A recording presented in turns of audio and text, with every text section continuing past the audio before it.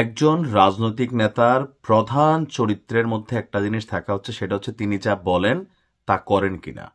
নাকি জনগণের খুশির জন্য একটা কথা বলেন, খেপানোর জন্য একটা কথা বলেন, পরবর্তী সময় আবার দেখা গেছে যে পোতাই যান, তিনি যা বলেন সেই কথায় থাকেন না। আর এতে মানুষের কাছে রাজনৈতিক বাটপার ছাড়া এই নেতাদেরকে মানুষ অন্য কিছু বলে না। বাংলাদেশের রাজনীতিতে রাজনৈতিক নেতাদের বক্তব্যে বিশ্বাস করে আপনি পরিসংখ্যান জরিপ চালালে ভাইয়ের লোকগুলো ছাড়া, মানে ভাইয়ের আবার লুক আছে, তারা আবার সহমত, জি ভাই একমত, ঠিক, এরকম ছাড়া আপনি একটা জরিপ করলে দেখবেন এদেশের 50% মানুষ পলিটিক্যাল যে ক্যারেক্টারগুলো আছেন দল ভিত্তিক কম বেশি অনেককেই বিশ্বাস করেন, তবে অবিশ্বাস করেন এই সংখ্যাটাই কিন্তু বড় আকার। এখন এনসিপি নেতাদের কথা কি মানে সকালে একটা হবে বিকালে আরেকটা হবে, নাকি এরা যা বলে তাই করবে, কোনটা মনে হয়? যদি এনসিপি নেতাদের জবান ঠিক থাকে তাহলে এদের নির্বাচনে যাওয়ার সবকিছু শেষ, স্বপ্ন শেষ, হারাই গেছে। এটা সম্ভব না। কেন, কিভাবে হয়ে গেল? নির্বাচন কমিশনের সাথে যে একটা পাঙ্গা পাঙ্গা খেলা চলতেছিল, সেই পাঙ্গায় নির্বাচন কমিশন নিজেদের পাঙ্গা ঠিক রাখছে। তারা তাদের ওয়াদা ঠিক রাখছে যে যেইটা মার্কা নাই এটা দিব না, না নাই। তো 3 দিন আগেও সার্জিস সহ আর এই দলটার অন্যান্য নেতারা বলছিলেন যদি না দেন তাহলে নির্বাচনেই যাব না। এখন ফাইনাল যে সিদ্ধান্তটা নির্বাচন কমিশন গতকালকে দিয়ে দিছে। এখন এনসিপি যে কথাগুলো বইলে আসতেছিল, তাহলে সেই কথা যদি তারা থাকে তার মানে তারা নির্বাচনে যাচ্ছে না।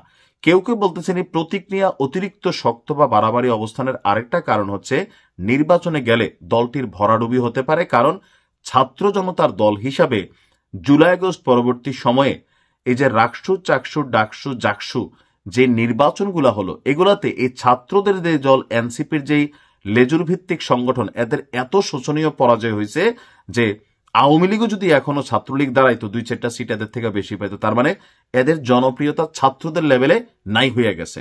নেতাদের মিডিয়া কাভারেজ করতেছে, ফোকাস করতেছে, পাচ্ছে। তবে হাসনাত আবদুল্লাহ, আমি তার আলাদা একটা পছন্দ করি, ছেলেটার ভাইব আছে, কুমিল্লার পোলা, ব্লুটুথ বয়। তাসনিম জানারে আমার কাছে ভালো লাগে যে না, ওয়েল এডুকেটেড, ইভেন যুক্তরাজ্য থেকে এত একটা নামি দামি ইউনিভার্সিটি থেকে পড়াশোনা করছেন, শি ইজ ডিফারেন্ট, রাইট। আর এখানে 2-1জন ছেলেপেলে আছে যাদেরকে মনে, কিন্তু বাকি যারা আছে যেগুলো মিডিয়ার সামনে কথা বলে এক একটার বিরুদ্ধে ভাই 10টা অভিযোগ। এখন ইসি কি বলতেছে দেখেন, যে তফসিলে না থাকায় জাতীয় নাগরিক পার্টিকে শাপলা প্রতীক দেবে না নির্বাচন কমিশন। তো কি করবে?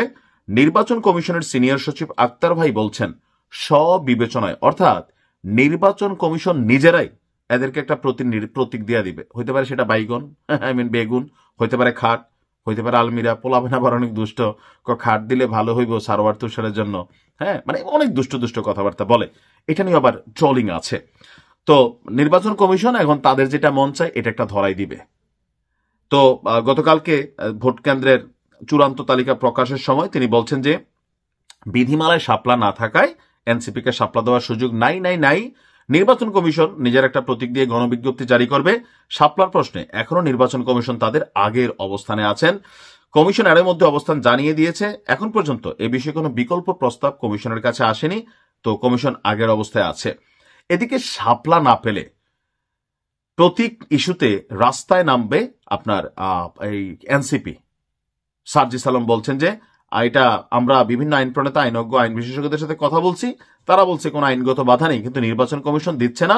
যদি এতটুকু স্বাধীনতা না থাকে তাহলে নির্বাচনে তাদের উপর আস্থা রাখতে পারবো না। এখন এনসিপির আস্থা অনাস্থায় কি কিছু যায় আসে? প্রকৃতপক্ষে কিছু যায় আসে না।